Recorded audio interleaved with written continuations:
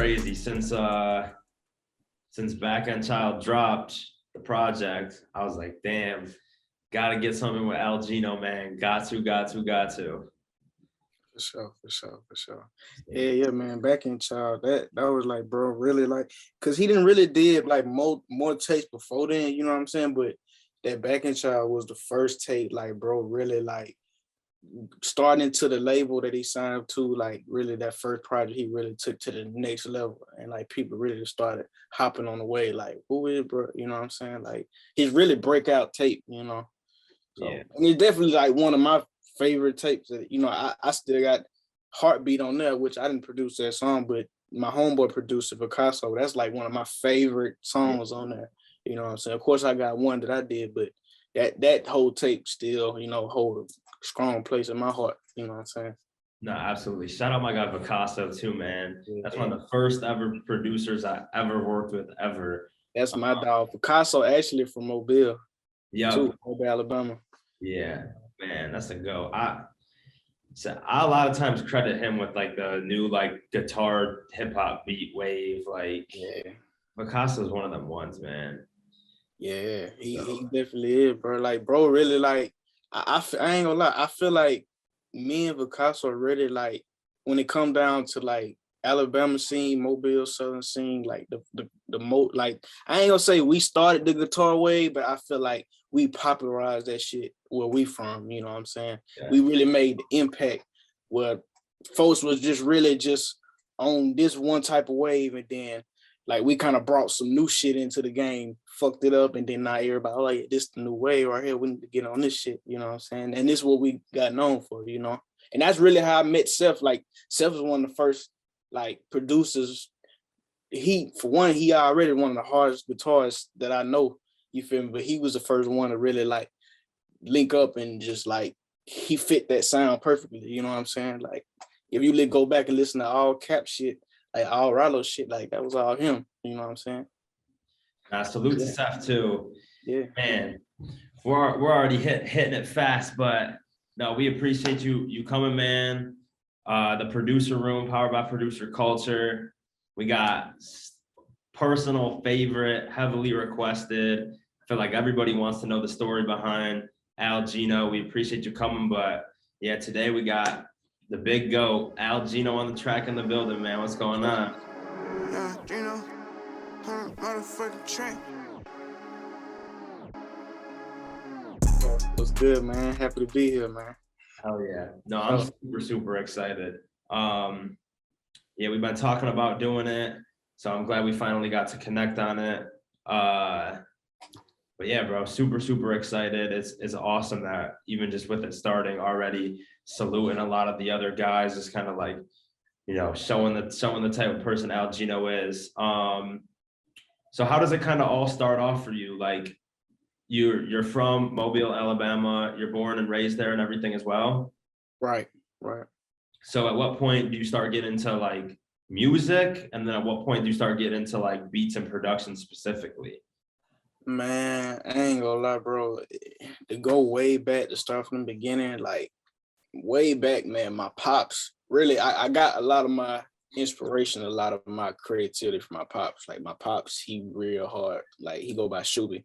You know what I'm saying? Like everybody down here know him. He was, before it was Geno in Mobile, there was Shuby. You know what I'm saying? So a lot of people even know me as being his son, you know what I'm saying?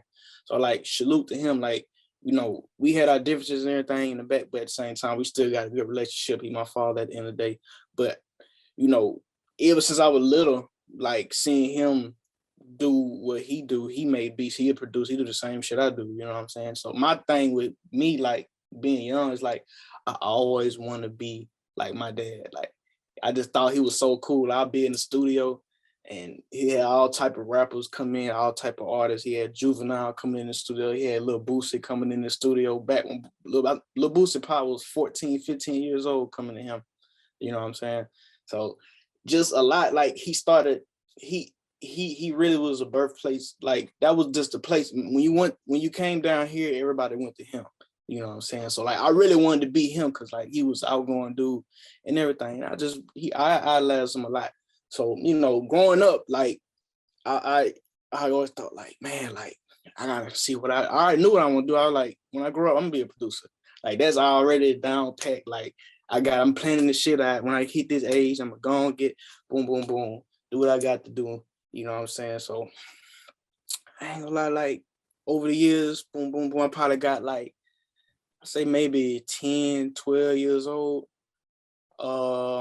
It was this little video game that I had on my PlayStation 2. Like back then I couldn't afford no computer. So like everybody like had the old style Mac computers and shit like that. Them bitches was expensive as fuck. So we couldn't afford that shit. He had one, but at the same time, my mom wasn't doing, they was on separate ends or whatever. So I really rarely got to see him that much. But when I was over my mom's, I tried to work with what I had. So I had a PlayStation 2. I had a video game called DJ Flunk Master Flex.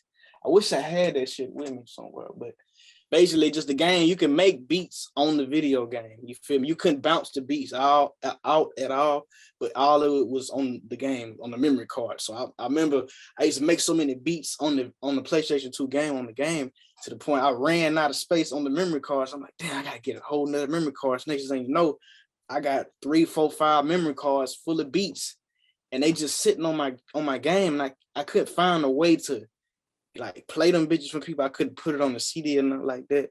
So what I used to do is I think I would hook my game up to a TV that had like the aux auxiliary put in or whatever. And I would anytime I saw my dad or whatever, or if I got somewhere to a recorder or something, like I hold the recorder up to the TV or hold the recorder or play it through the aux or some shit like that, so people could really hear it, because you can only hear it on the game.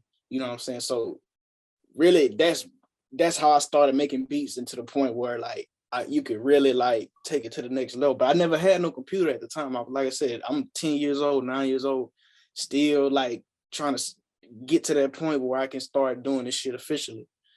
But shit, fast forward through them years, shit, I would say I'm probably 12, 13.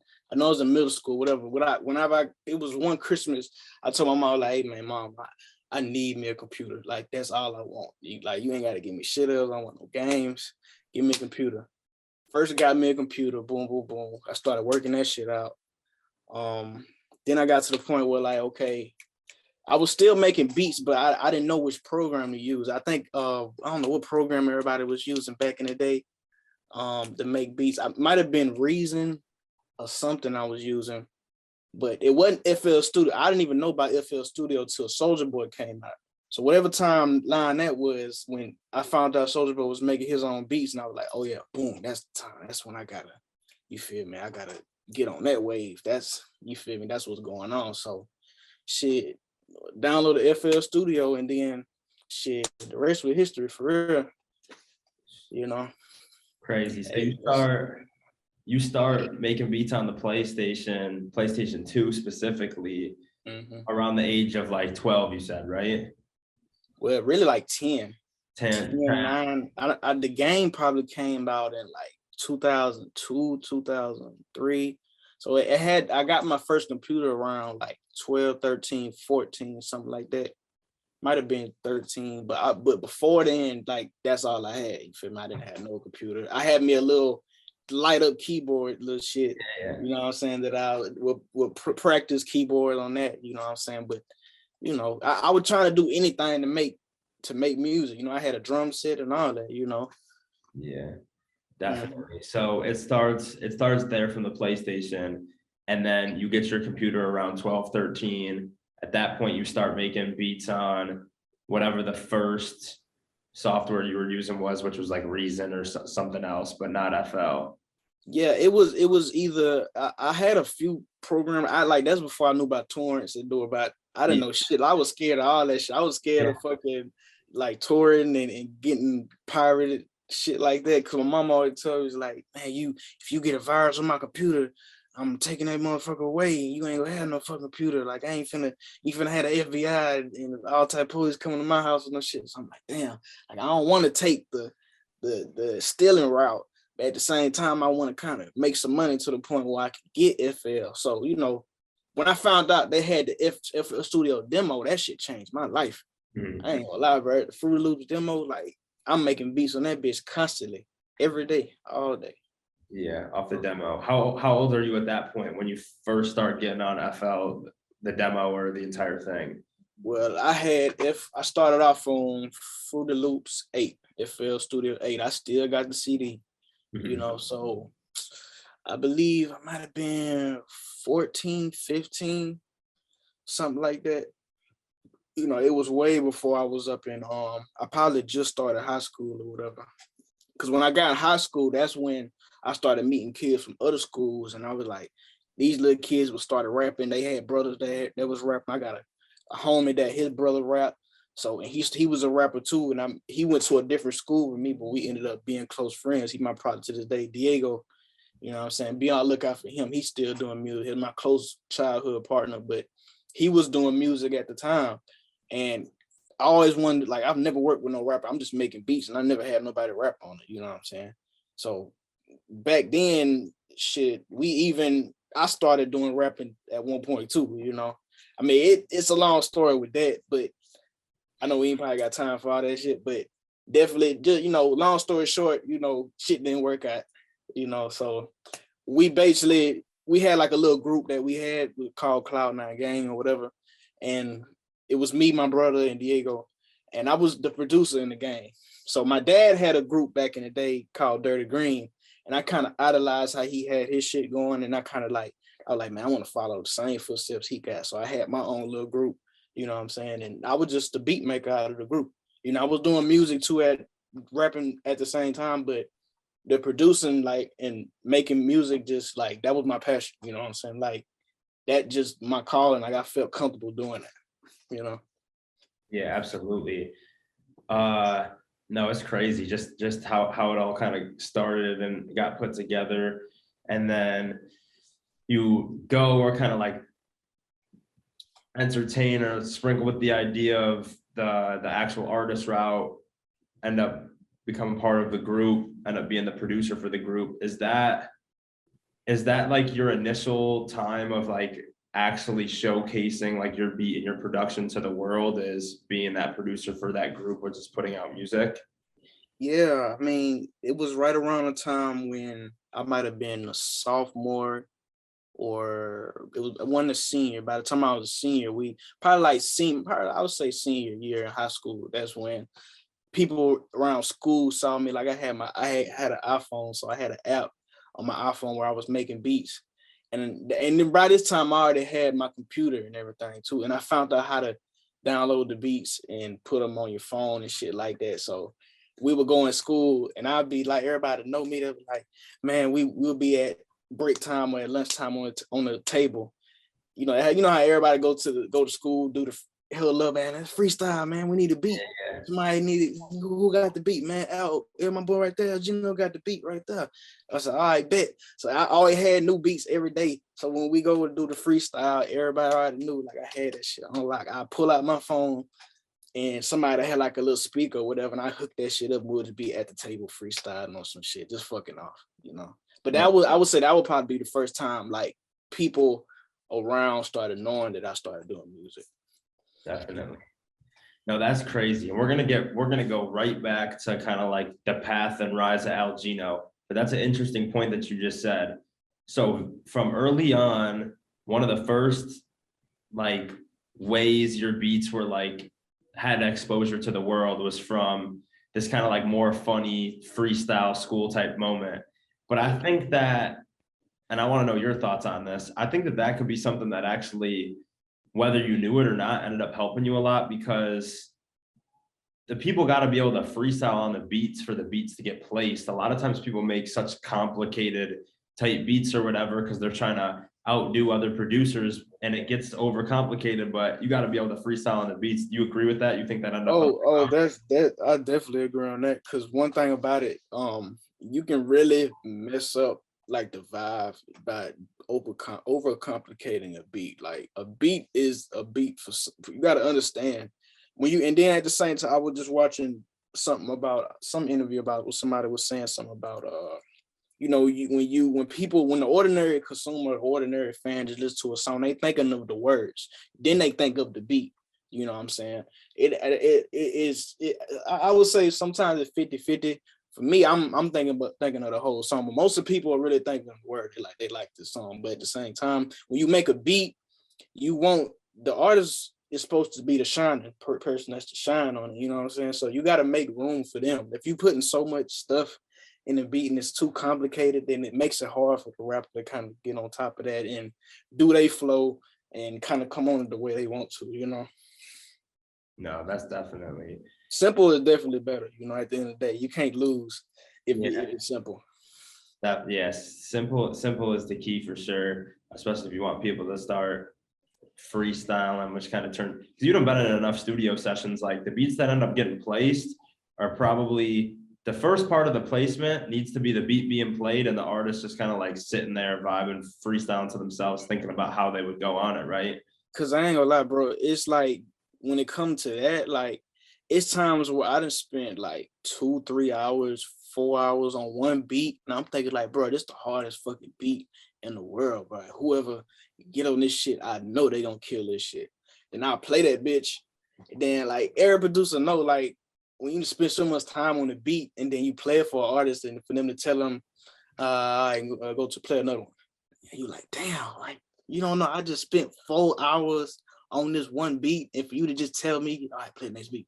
Like, damn, bro, like that shit kind of crush you inside, you know. So you get a little, you know, a little discouraged a little bit, but that's the point you gotta understand. Like, and then they'll play some shit that you thinking like, man, it's just some shit that I had on the side in the vault. This one even, I ain't really like it. It ain't really that complicated. And they'll be like, pull that bitch up. And then that'll be the beat. There'll be the beat that you weren't even thinking about. Like, you know what I'm saying? You thought you just put some shit together and then it just, you know, you just bounced it. You didn't think that was gonna be the hard beat, but that ended up being the one they chose. You know? Yeah. No, it's interesting for sure. We've had a few different people kind of speak to their experience in the studio where they're getting nervous because they have this whole 30 pack or whatever, and the artist just skip next, and then they're sitting there nervous, and then they have a whole pack that they made for the artist. Everyone gets skipped, and then they just end up playing some random shit to the side, and they're like, "Oh yeah, pull that up." And it's like, "Oh man, you never know how it's gonna end up." That shit happens a lot more than you think, bro. Like I've been in the studio plenty of times where it's like I have a pack. Like anytime like a person call me to the studio or call me to like, hey, pull up to the studio, I got a 10 pack already ready. I'm in the car on the way. I got my phone on Bluetooth and I'm putting the pack together on the way to the studio. So, and then at the same time, what I always do, I always throw just some different shit on there. Like, you know, probably some shit they probably wouldn't even fuck with, but I'm just throwing it on there because they might be on some different shit. So they'll probably play all 10 beats and then you ain't got nothing else on some different shit. Like I hear that shit so much, I'm thinking like, some different shit. That shit kind of gets scary because it's like you don't want to play no crazy shit and kind of throw the whole vibe out. But when you play some different shit, you want to always play that one beat that changed the whole like flow on how they really come in. Like that just, you know, throw them like, hey, damn, I ain't never rapping on shit like this. You think, you know what I'm saying? Like that's the route you want to go, you know. That's definitely a fact. But yeah, it is kind of like a tricky line to balance because you could go too far one way where they're like, yo, what is bro doing? But then you want it to be different enough to the point where they hop on it and it's a song like, you know, like nothing else. Like some rappers are real stubborn though, bro. Like if you don't put certain shit in the beat, if the beat ain't knocking a certain way, if it ain't hitting like how they shit usually hit, they just gonna nix it every time, you know. Like you gotta really understand the artist and really understand, like that's why it go along with like having a good relationship with that person. Because if you like, I got me working with MGM Letter, working with Rylo, working with Cap, I already know we have a good enough relationship, so they know that I'm going to deliver every time. Like they know what I know what they like. So you know, once you have that bind, you can't really lose. You know what I'm saying? 100%. So yeah, at that point, back to kind of like the rise of Geno. At that point, your production starts getting exposed both in this group and just based on kind of like fun freestyles in at the lunchroom or whatever, at the lunch table. At this point, I think you said it's about sophomore year of high school. Have you really been like at studio sessions yet, or like when does that part really Oh, start? bro, I've never been in the studio. Like Mobile, Alabama, we at the time back then we had, I mean, it was some studios in the hood, you know what I'm saying? But it wasn't like no big professional. Like we didn't have nobody. We just had us. You feel me? We didn't have no big homies. We didn't have no people we knew that made it big in the rap. It was just us. So we had to really make the best out of everything. You know what I'm saying? And the only studio I had really went to was a partner of mine that he had a studio in the back of a liquor store. And like I would go in the back of the liquor store every time, like, and this was like I was still 14, 15 years old. You feel me? I might have just graduated, but shit, I'm let me see, graduate probably so 17, 16, 17 when I'm graduating.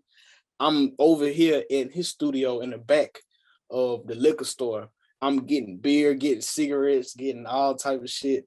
And then I'll go into the back and I'm making beats, you feel me? So he rapped too, a dude named Big Pine. Everybody in Grand Bay know him. You know what I'm saying? But long story short, that's where I was. It wasn't no big type of studio, you know, but it was just some shit. He had a computer, like a microphone and, you know, some makeshift shit. But that was where I spent most of my time and really, you know, got my sound, you know what I'm saying? Yeah, definitely. And yeah, that the Alabama scene music wise is definitely rising, has been for some time. I mean, now a lot of the names like NoCap, Rylo, Flo Milli, shout out to Payhouse guys, Clever, MGM Let, like you mentioned, amongst a bunch of others. PZ, correct me if I'm wrong. Right. But yeah, who was like some of those first artists that you started locking in with to like really start making it more like, okay, now I'm working with this or that artist directly, and now I'm in the game and getting like beats placed? And how did that kind of go in the beginning? I would have to say probably Young Blue, man, because when at the time when me and Blue started working, that was when, okay, I've been making beats for so long. I'm like to the point, okay, I'm making beats and I ain't really making no money. I ain't really, and that was the time I started recording. You know what I'm saying? Before I even got my first apartment, I had a recording. I had a mobile studio. I had my speakers, microphone set up, all that shit in the back of my car. You know what I'm saying? I had a 99 Cadillac DeVille or some shit like that. And I had a whole studio in my trunk. So I'm pulling up to every hood, every spot, like, y'all need a studio, y'all trying to record, boom, boom, boom. But at the same time, making money, and I'm practicing how to engineer and record it. So I didn't have my own spot.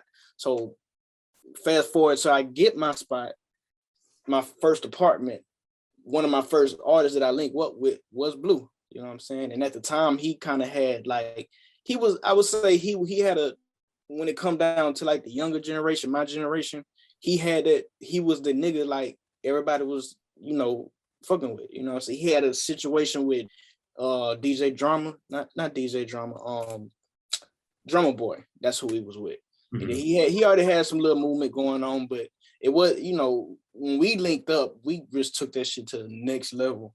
So with him, working with him, it was like, the shit was perfect because it's like we compliment each other's sound like crazy. Like he understood like the first 2-3 beats we played that I played for him. He was like, damn man, where the hell you been this whole time? Like, bro, like we definitely just got to do a whole tape. So that first studio session led to me working on Investments 1, Investments 2, Investments 3 and 4, to the point to Investments 5 and so on and so forth. Even to this day, and we still working. But he was that first one, like, okay, like, yeah, man, we gonna do this shit together. Like, wherever I go, you go. And I'm just gonna use your beats only type shit. He didn't want to use nobody else's beats because it was just like we fit each other's sound, you know what I'm saying? So yeah. And it's crazy to see that you were kind of like the anchor, the starting point, like a pioneer in the creation of the Young Blue sound. And he's obviously gotten so big now, songs with Drake, you know, best new artist nominations and all types of different awards. It's been crazy to see. From Young Blue, where does it kind of go next, and how does it get to kind of like transfer over to that next artist? Shit, really from Young Blue, I would say, man, when I started working with Bleu and Bleu released, like the first song we did was, well, I mean, not the first song that he put out with a video was Yellow and Margielas. Mhm. And when he dropped that, that was around the first time he started using Autotune. So a lot of people was using Autotune. I would say when Future started using Autotune, people wasn't really using Autotune until that Future made that sound and it became popular. And at the time, Bleu wasn't using Autotune, but I put him on Autotune and he found a whole new sound. And then when he released that first track, that's when everybody around Mobile was like, damn, who this Bleu got a whole new sound. He must got a whole new producer. I gotta work with this dude. Who is producer? Geno.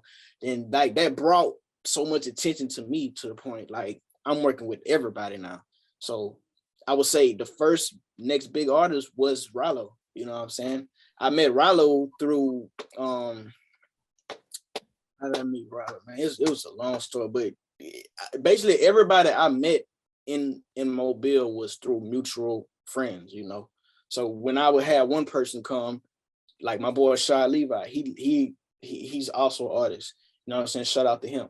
But he also introduced me to a lot of other rappers, a lot of other artists, and brought them to me. He's like, hey, y'all, come fuck my boy Geno. He hard with it. He hard with this shit. So he brought a lot of clientele to me. But somewhere down the line, I met Rylo Rodriguez. I might have inboxed him. I don't know what it was, how he came about and came over, but he pulled up about 10 deep, you know what I'm saying? Like to my apartment. I had a 1-bedroom apartment. He pulled up, we started, you know, he brought a couple of songs over, and at first I was just engineering for him. I wasn't doing any beats or nothing like that. But later down the line, when he started trusting like my sound and everything, like, man, you got some beats or whatever you play. I played him a couple beats and he instantly, you know, we clicked and started working together, you know. Crazy.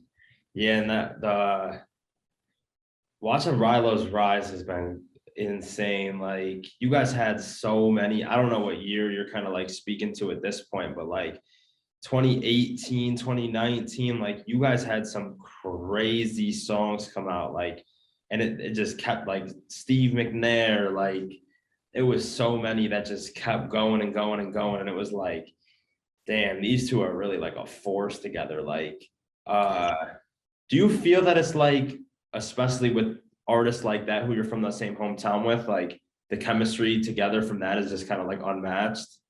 Yes, bro. Like the people, like my relationship with all the people, like and they like my homies, you know what I'm saying? At the end of the day, they're my brothers, really. Right. But it's like the relationship I got with my people out here is just unmatched. It's to the point where it's like we come from the same place. We know, we understand the same shit. When some shit happen around the city, we both like, damn, like we thinking like what's like what's the worst shit that could happen? Like we kind of on the same page with a lot of shit. We agree with a lot of the same shit. But it is, I really gotta have that relationship with that person for me to work more efficiently, really. You know what I'm saying? Because if it's somebody I don't really know, you gotta really develop trust and all that type of shit. And it's a long process. That's why I kind of like working face to face. I like pulling up to the studio. I like, you know, catching the vibe and kind of seeing like where you are creatively with your music. So that can kind of help me like get to where you at, so we can kind of make better shit and connect, you know. But yeah. That's crazy. So then it goes kind of like from Bleu to Rylo, and then who's kind of like the next artist you lock in with after that? Shit, Bleu, Rylo, ain't gonna lie. It was a lot of artists that I've been working with. After I started working with Rylo, like that set the bar for like everybody in the city. Around the time I started working with Rylo, I didn't even start working with NoCap yet. I was working with NoCap brother, Foreign, because he started rapping at the time.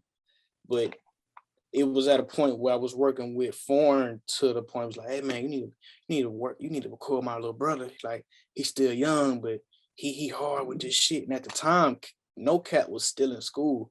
So and around the time I started working with NoCap, brother, be in mind, like me and Rylo already been working for a few months at this point. You know what I'm saying? I done got kicked out of one apartment for noise complaints.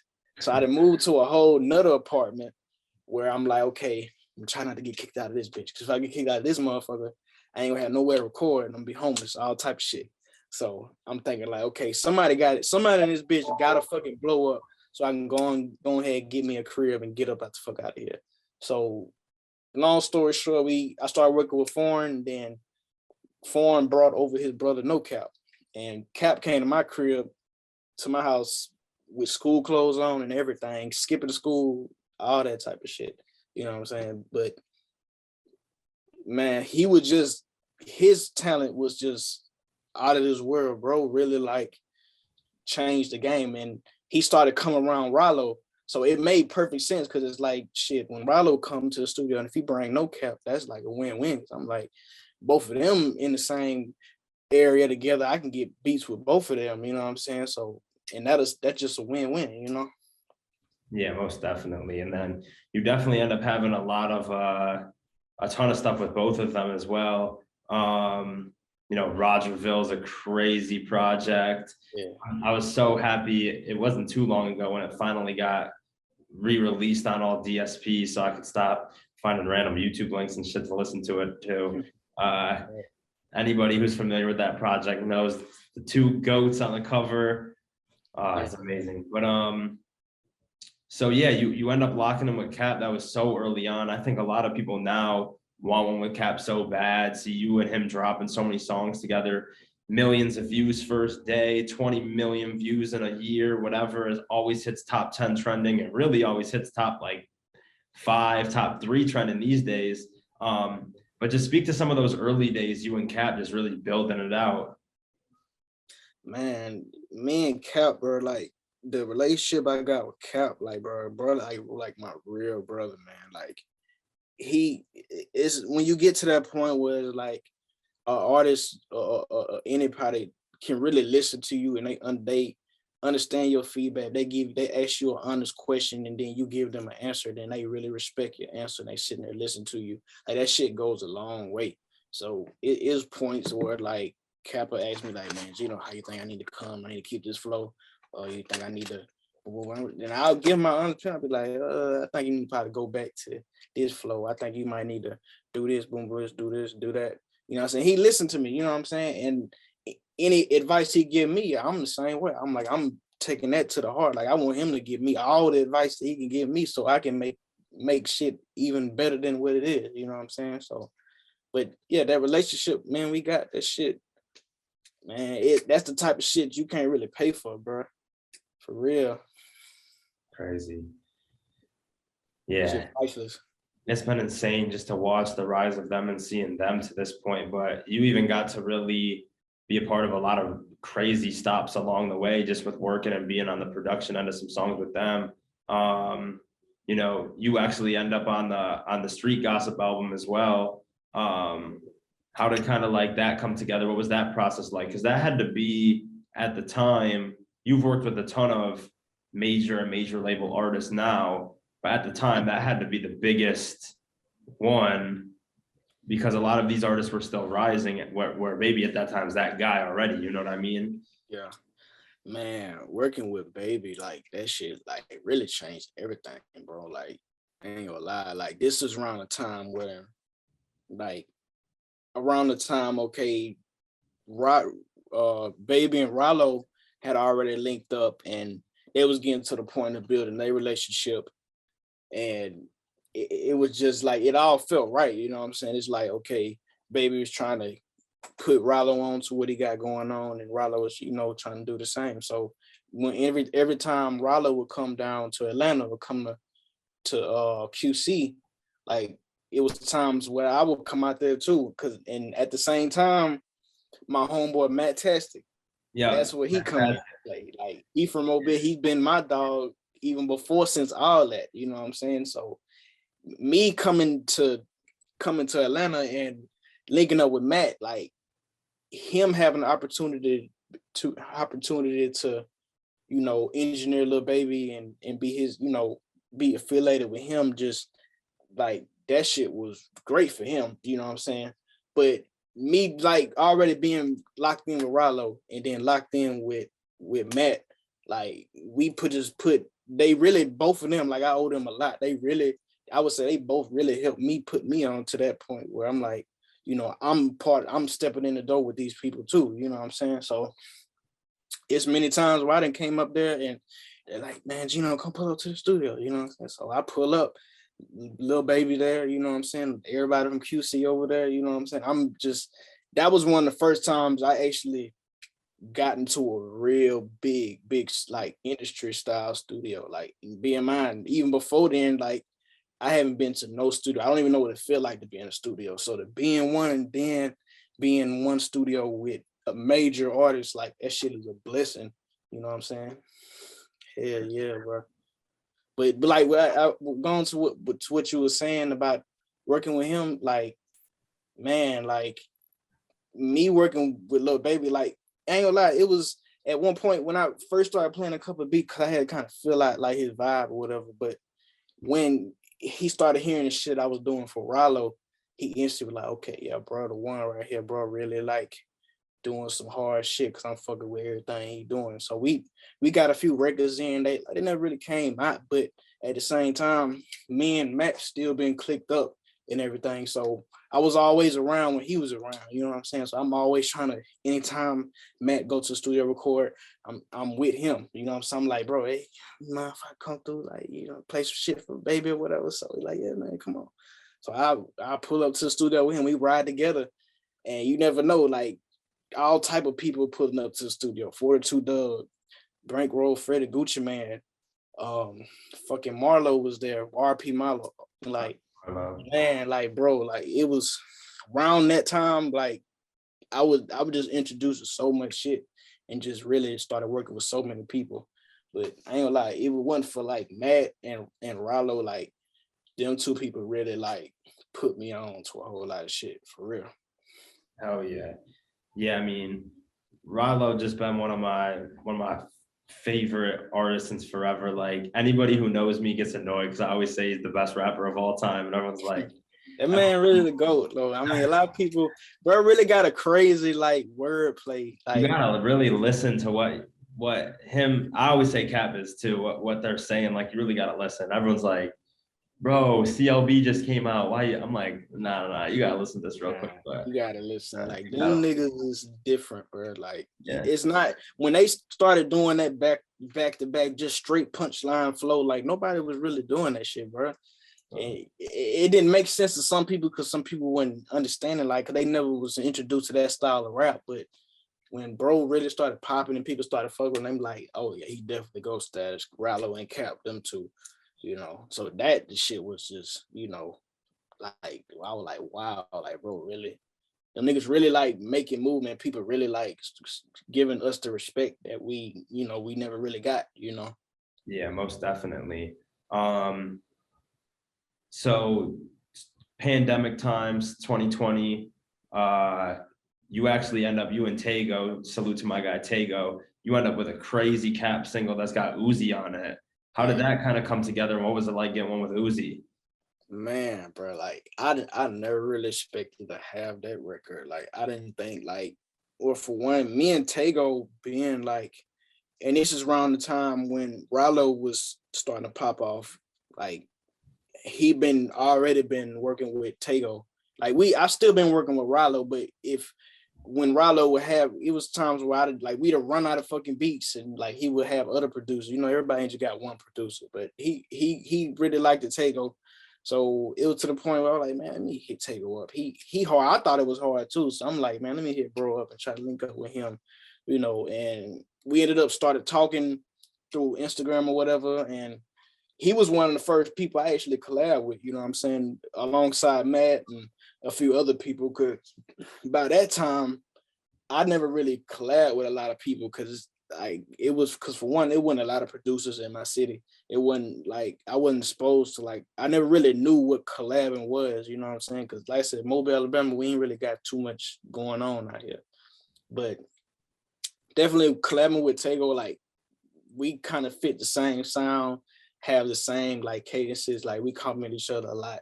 But going on to the way Count of Men came about, man, I ain't gonna lie, we already, me and Tego been sending shit like back and forth, just making shit together. But it was one time I guess I was like, man, let me just make some shit, some off the wall scratch like shit and just send it to bruh.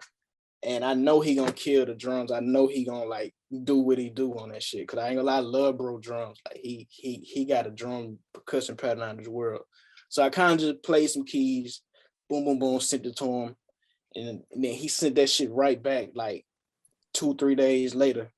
And then I'm like, okay, yeah, this is it right here. I gotta play this off of Cap. I know Cap gonna kill this motherfucker. So shit. The next session, me and Cap linked up. I played that bit for him. The first beat, he was like, yeah, pull that bitch up. And then he hopped on that bitch. And then shit, the rest history, man. I mean, the way Uzi came about this shit, I mean, I know Cap and Uzi already been clicked up. I don't know how they relationship formed, you know, but around this time, we didn't already drop Rogerville.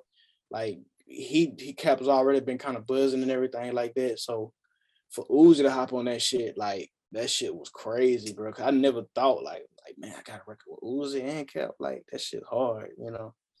Crazy. Yeah, it is crazy.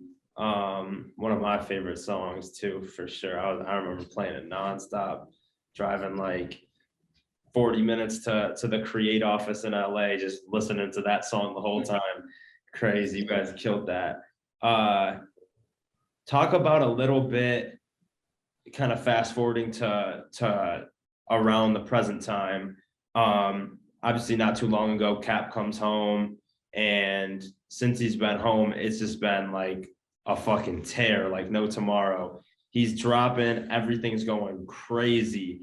Was there like a little bit of like a plan or like some discussion about like, okay, this is really how we're coming right now? Like it's about to be like this, or you guys just keep doing your thing and it just keeps going up?